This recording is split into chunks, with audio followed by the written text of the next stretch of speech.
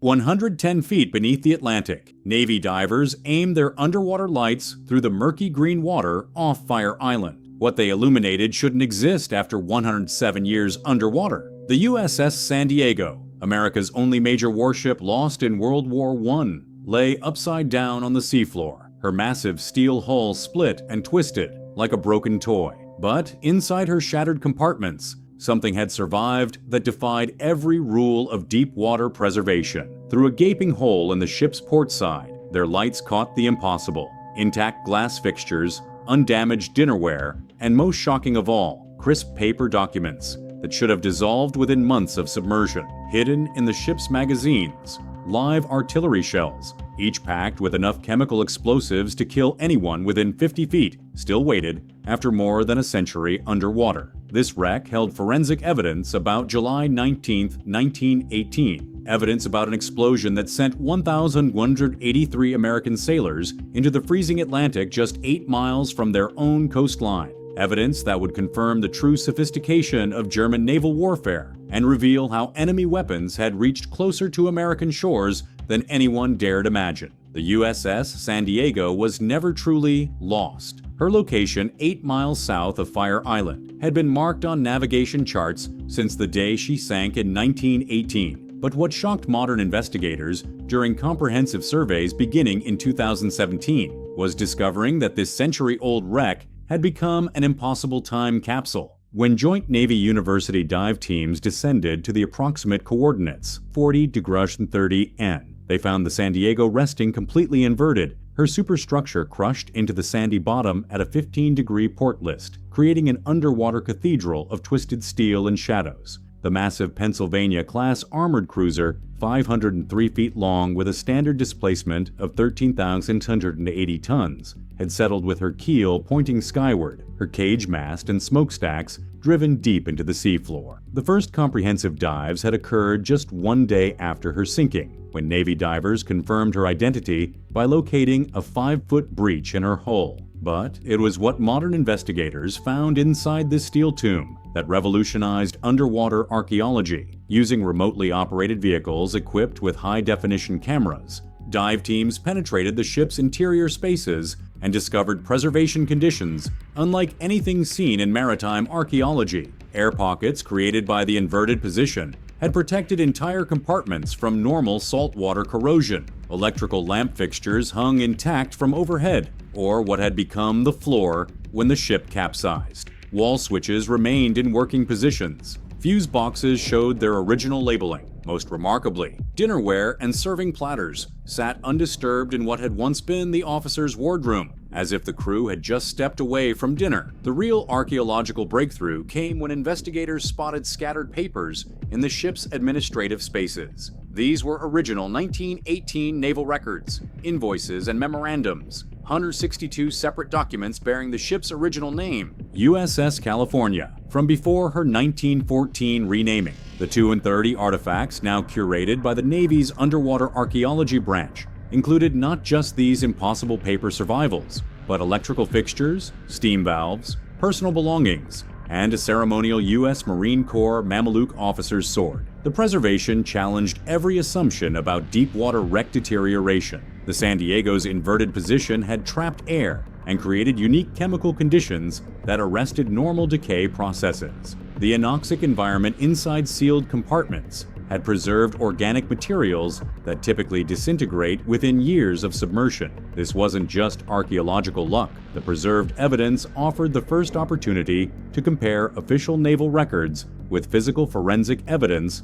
from a World War I naval disaster. Previous investigations had relied solely on survivor testimony and administrative records. Now, for the first time, scientists could examine the actual physical evidence of what happened during those final 20 minutes on July 19, 1918, because those preserved documents and forensic analysis revealed something the Navy's 1918 investigation had suspected but couldn't prove. Technical details about the explosion that perfectly matched a specific German weapon system deployed impossibly close to American shores. July 19, 1918 started as another routine convoy escort mission in the deadly submarine warfare campaign that had brought World War I to America's doorstep. The USS San Diego was steaming south from Portsmouth, New Hampshire, to New York Harbor at 15 knots, where she would join another convoy of troop transports bound for France. Captain Harley H. Christie had good reason for caution that morning. German U-boats were operating with terrifying boldness, just miles from American shores. U-boat U-156, under Korvettenkapitan Richard Felt, had recently attacked the town of Orleans, Massachusetts, with deck guns, proving that nowhere along the eastern seaboard was truly safe. Following standard anti-submarine procedures, Christie ordered the San Diego to zigzag, changing course every few minutes to present a difficult target for torpedo attacks. The 1,183 crew members were going about normal shipboard routines when their world exploded. At exactly 11:05 a.m., a massive blast tore through the ship's port side below the waterline, near the engine room and adjacent to coal bunker number 6. The detonation killed 2 sailors instantly in the engine room, engine men Thomas E. Davis and James F. Roche, and ruptured steam lines that scalded anyone caught in the superheated spray. Captain Christie immediately ordered general quarters, but the ship's condition was already hopeless. The explosion had opened the hull to the sea and destroyed critical watertight integrity. Seawater poured through the breach at thousands of gallons per minute, flooding the engine room and adjacent compartments. The ship's design, top-heavy with coal stored on deck and gun ports left open for ventilation, accelerated the disaster. Within minutes, the San Diego developed a dangerous list to port that grew steadily worse despite frantic efforts to pump out the flooding spaces. The crew's response was textbook naval discipline under impossible circumstances. Sailors closed watertight doors, jettisoned deck cargo, and began preparing lifeboats, while damage control teams fought a losing battle against the incoming sea. Radio operators transmitted distress calls that brought rescue vessels racing to the scene. But the physics of naval architecture worked against them. The combination of flooding, shifted coal cargo, and the ship's inherent instability created an unstoppable capsizing motion. Between 18 and 20 minutes after the explosion, by 11:23 to 11:25 a.m., the USS San Diego rolled over and disappeared beneath the Atlantic. The speed of her capsizing was both catastrophic and merciful. Catastrophic because it left no time for comprehensive damage control, but merciful because rescue ships arrived quickly enough to save 1,117 of the 1,183 men aboard. 6 sailors died, the 2 from the initial explosion, Paul J. Harris, who drowned, Andrew Munson, crushed by falling equipment, Clyde C. Blaine, who drowned in the crow's nest as the mast submerged, and Fraser O. Thomas, who was killed during the chaotic abandonment. The wreck's physical condition perfectly preserved the story of those final moments. Modern computer analysis of water damage patterns showed exactly how flooding progressed through the ship's compartments. The crushed midsection revealed where the greatest structural stress occurred during the rapid capsizing process. Missing propellers, removed by unauthorized salvagers in the 1960s and 1970s,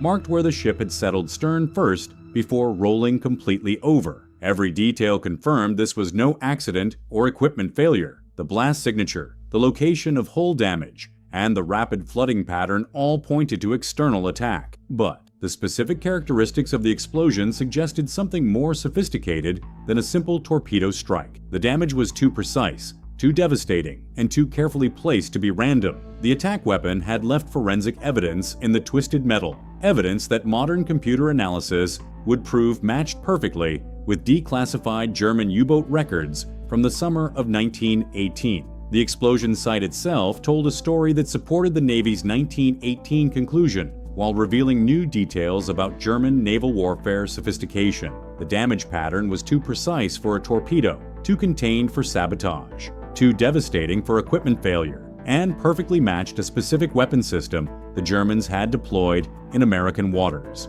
Modern forensic analysis of the hull breach revealed details invisible to 1918 investigators. Using computer modeling and high-resolution sonar mapping, scientists reconstructed the exact blast signature near the ship's midsection. The explosion had created an upward-directed shock wave characteristic of a detonation beneath the hull, not the horizontal blast pattern expected from a torpedo impact. The breach itself measured roughly 30 feet in length, but showed minimal outward damage to surrounding hull plates, suggesting a relatively small explosive charge that had been perfectly positioned for maximum effect. The blast location was equally revealing. The explosion occurred directly adjacent to coal bunker number 6, where loose coal created void spaces that accelerated flooding once the hull was breached. This wasn't random targeting. Someone had positioned an explosive device at the ship's most vulnerable point, a location that would cause catastrophic flooding while avoiding the heavily armored sections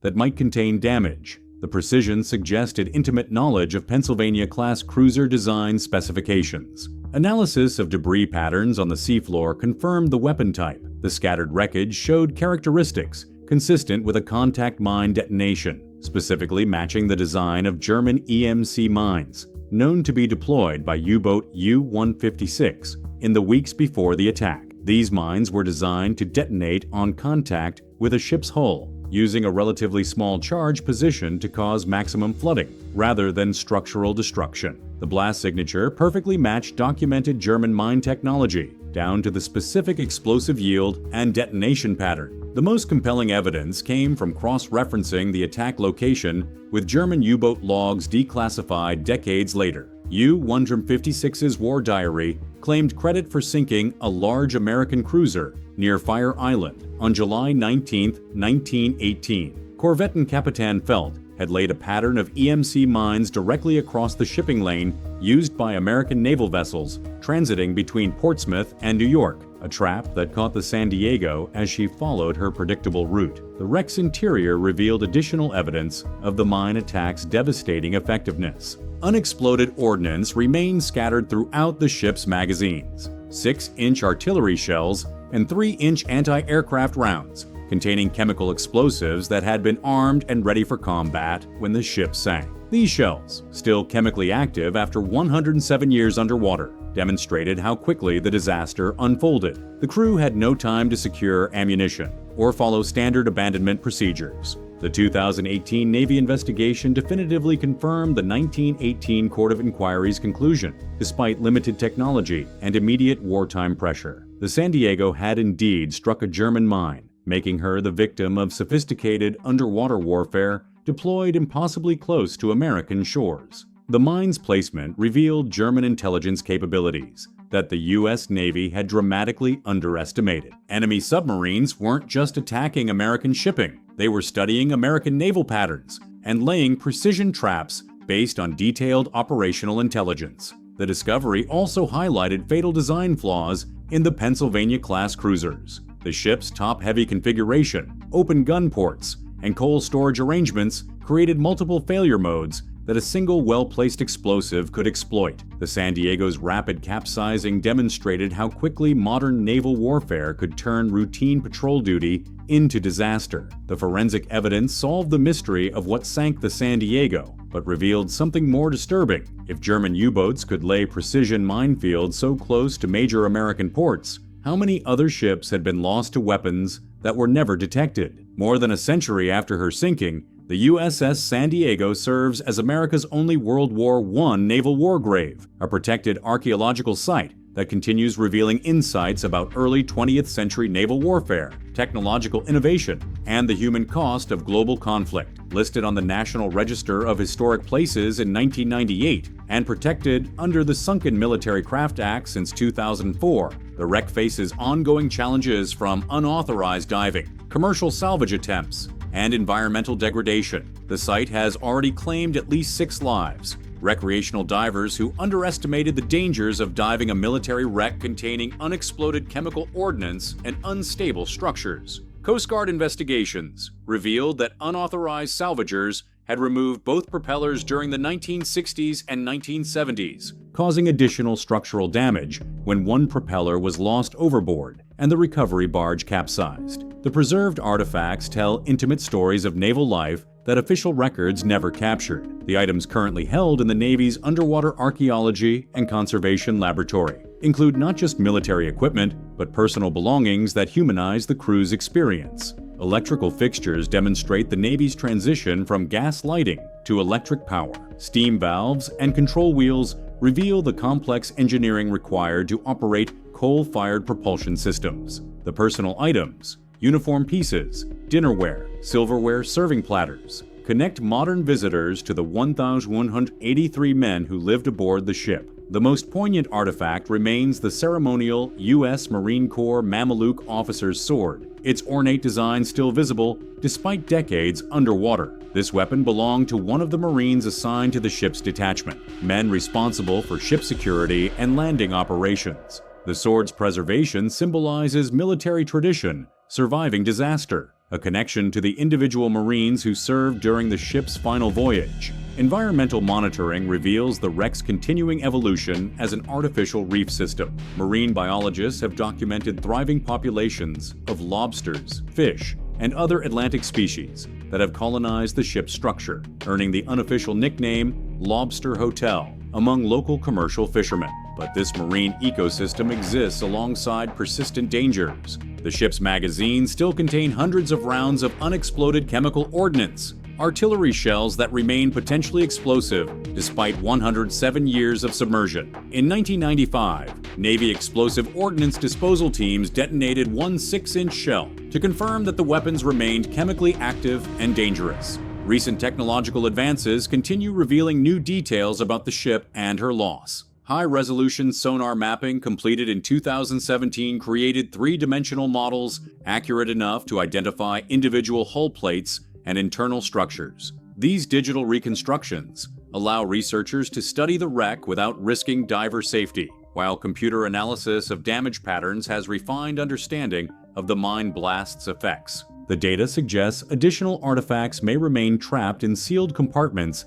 that have never been accessed by divers. Beyond its archaeological significance, the USS San Diego represents multiple transitions in American naval history. As the last armored cruiser lost to enemy action, her sinking marked the end of a ship design philosophy that emphasized protection over speed and firepower. The Pennsylvania-class cruisers were already becoming obsolete by 1918, superseded by faster light cruisers and more heavily armored battleships designed for the realities of modern naval warfare. The ship's role in convoy escort duties illustrated America's rapid adaptation to submarine warfare, a threat that hadn't existed during previous conflicts. The U.S. Navy was still learning how to protect merchant shipping from underwater attack, developing convoy tactics and anti-submarine procedures through bitter experience. The San Diego's loss demonstrated both the sophistication of German submarine operations and the vulnerabilities in American coastal defense. The preserved artifacts illuminate broader technological and social changes occurring within the Navy during World War I. The transition from gas to electric lighting, the integration of radio communications, the standardization of damage control procedures. All these innovations appear in the archaeological record. The artifacts also reveal details about crew life aboard warships, from meal routines reflected in surviving dinnerware to administrative procedures documented in those remarkably preserved papers. Most significantly, the wreck serves as a tangible reminder of how global warfare reached American shores during World War I. Unlike previous conflicts fought entirely in distant theaters, the submarine campaign brought the war directly to American coastal waters. The 6 men who died aboard the San Diego, Thomas E. Davis, James F. Roche, Paul J. Harris, Andrew Munson, Clyde C. Blaine, and Fraser O. Thomas, weren't killed on foreign battlefields. They died within sight of their own country, victims of an enemy weapon deployed just miles from civilian communities. Deep in the San Diego's sealed compartments, more artifacts likely wait in perfect darkness: personal belongings, official records, and technological components that could reveal individual stories from those final 20 minutes before America's last World War I warship disappeared beneath the waves. What secrets remain trapped in spaces no diver has safely reached, protected by unexploded chemical ordnance and crushing water pressure, holding evidence of courage and sacrifice that the ocean has guarded for more than a century? The USS San Diego rests now as she fell, inverted, broken, but undefeated, a steel monument to naval courage and a forensic testament to the precision and reach of German submarine warfare. In an age when underwater conflicts seemed distant and theoretical, she proved that modern warfare could strike anywhere, at any time, with devastating effect. What other evidence lies trapped in America's only World War I naval war grave, 110 feet beneath the Atlantic, waiting to tell the complete story of that July morning? when enemy weapons proved the ocean offered no sanctuary.